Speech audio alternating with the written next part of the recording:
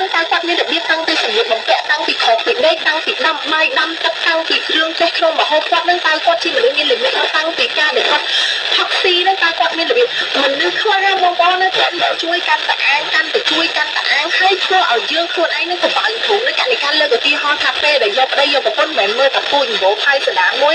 មើលតាំងពីទម្លាប់កូននឹងដេកផ្ទះច្រើនជាដេកផ្ទះគេឬដេកផ្ទះគេច្រើនជាដេកផ្ទះបើកូននឹងខាងអាងរត់ចោលផ្ទះក្នុងផ្ទះនឹងអត់មានពីណានិយាយលើកូននឹងបានកុំយកឲ្យសោះ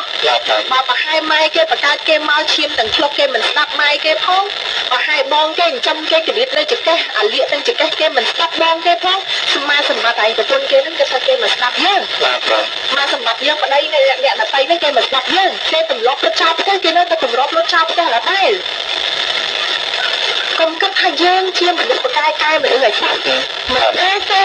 សន្តានមនុស្សប្រដាក់កែណាគេប្រាប់មនុស្សខ្លះគឺមកជាកញ្ចប់ខូចពីនេះហ្មងអាត្រឡប់ចាប់លុយគេនឹងគឺត្រឡប់ទៅដល់ណាគឺនៅតែត្រឡប់ចឹងហ្មង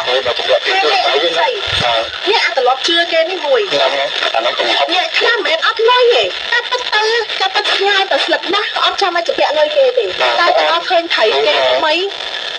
សុំជឿគេណាហើយជឿចាំបានប្រាក់ខែចាំគុណលុយអាបើប្រាក់ខែមកឃើញលុយច្រើនឲ្យគេវារៀងចង់ស្ដាយលុយគេអត់ទេណាគេខ្លះពិបាកអាណិតទេណាអាញាធំគាត់តែជួយព្រោះមានតែគេម្ចាស់បំណុលអាការប្រាក់វាខ្ពស់នោះវាជាមួយតែសួរថាចេតនាគេគាត់មានខ្ចីដើម្បីគាត់ទៅជ្រើសរើសអាការប្រាក់មួយរយៈពេលខ្លី